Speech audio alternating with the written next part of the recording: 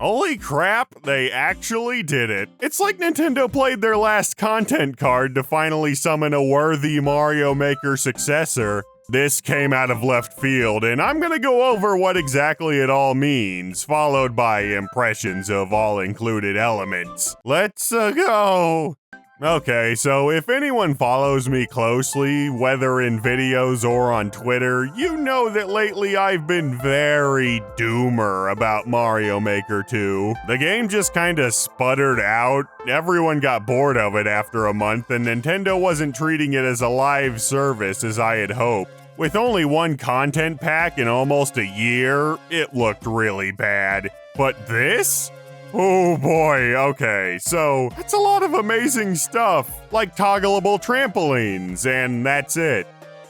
Okay, really? My number one enemy pick was added with the Koopalings, like a jillion new power-ups, and the world creator is legitimately a game changer. If I considered this game Mario Maker 1.5 at first, I think this is actually what a Mario Maker 2 should be. There are a couple nagging feelings about it though, and some really positive takeaways. For starters, yes, I think Mario Maker 2 should have had this stuff at launch. Mario Maker 1's updates felt supplementary, but these feel like adding content that already should have been there. It's no secret that I think that Mario Maker 2 at launch was bereft of enough meaningful content to justify the 2 in the name, and that there were so many baffling design decisions that really hurt the overall experience that it drove me nuts. I mean, I made a 20-minute long video about it. I didn't even name all the problems I had in case you wanted to hear me rant about how annoying clear conditions ended up being, or why building was changed from a fun game you play into more of a typical building interface. Also, they struck Mario from the series canon and haven't acknowledged her existence since. How could you, Pigeon Man? And while, yes, a lot of these underlying issues remain completely unfixed, the stuff that has been fixed, mixed with the post-launch additions of highly requested course elements and features, really makes it a worthy successor, I think. But like I said, this is very late.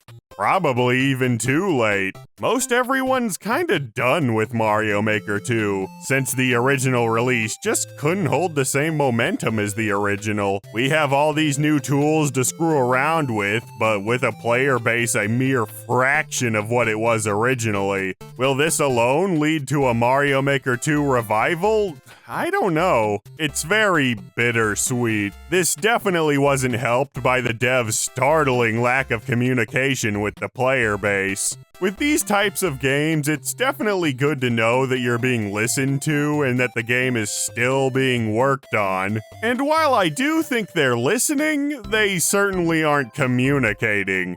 Like, just a day or two ago, I assumed the game was dead, and many other people did too. Others just kind of forgot the game came out in its entirety. These rollouts were very slow. All I'm saying is, for Mario Maker 3, please have a dev blog, or something. Also possibly focus on splitting these big updates into smaller ones and spread them out more evenly. Kinda like Splatoon, I guess. It really needs it. Here's a big takeaway, however. I think the devs are listening and really upping their game. 9 new power-ups, including that insane Mario 2 mushroom and a complete rework of the P-Balloon, all 7 Koopalings, and an entire new world creator mode, which not only must have taken a ton of work, but was also the most requested feature for this game.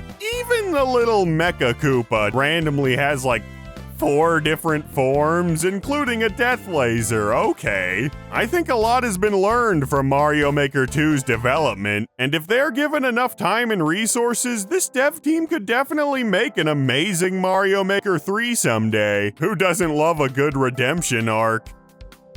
Alright, let's go over impressions over all the items. The Mario Bros. 2 mushroom is amazing. It really shows just how Mario 2's gameplay would work in a Mario Maker setting. and I hope it's a hint towards the future of the series. I have a bit of a hunch that work was started, or at least planned, for an entire Mario 2 style, but since Mario Maker 2 wasn't really a huge breakout success, they figured it wasn't worth the huge money sink that would take. It would explain this infamous picture. Also, maybe the Cursed Key, which is also an awesome addition. Frog suit, yes. Mario 3's underwater theme is statistically the least used theme in the game. That certainly isn't gonna last long now, I think. The P-Balloon got a total rework, which as far as I'm concerned, it totally needed. I'm very glad they did it, though I can't help but wish there was a version that acted like how it used to, just to have the option, you know? Other than that, they really put in the effort, and I'm really excited to play levels with this thing. And the fact that it wasn't included in its signature game's style was always pretty weird. I think it was maybe an incentive to actually buy the original game, but luckily, they finally added it. 3D World, wow, that's a lot of stuff. Love the boomerang suit, that's for sure. Get ready for lots of 360 no-scopes with that thing. These masks may also prove my theory that multiplayer is the reason we got so few power-ups. Considering these things don't require new sprite works or models and animations for each character, so they just added friggin' 5 of them. Genius. The Koopalings. Holy crap, I didn't think they'd actually do this. This must have taken a ton of work. I'm so happy they pulled it off. You may remember that these guys were my #1 pick for enemies that should be in this game, due to their history with the series and the massive expansion towards gameplay they would bring. And yep, they're gonna bring it all right. Mecha Koopas. These guys weren't on my original list because they're essentially just dry bones, but you can throw their dead bodies around before they reanimate. But they really put in the work. Homing missiles, death lasers, that's real good. On-off trampolines are neat, I guess.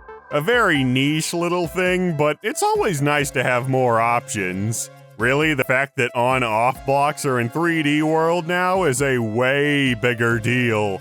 And they didn't even mention it. I don't know. World Builder. Now this is big. Frankly, I thought they wouldn't add it until Mario Maker 3. It's that huge of a deal. This has been the most requested feature for these games, and it really gives the best and most dedicated creators a time to shine.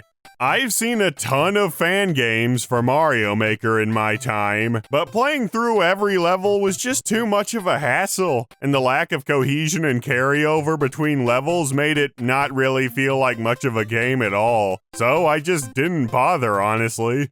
But this? I can just go through a creator's curated catalog, fan game or not, and it just feels so much better. There can be an actual difficulty curve and epic conclusion. Lives actually mean something. Because of the Koopalings, each world can even have its own crazy unique boss fights. This one feature exponentially increases replayability and increases motivation to make new levels. This is just a brilliant update all around. It's a shame it took so long, and it's the last one, but as far as I'm concerned, it actually redeemed Mario Maker 2 for me. It's still a very flawed game, don't get me wrong, but now I don't consider it a decent game and an awful sequel. I consider it a great game and a good sequel, with some flaws that I hope are addressed in Mario Maker 3. Maybe I'll make a video about that, I don't know.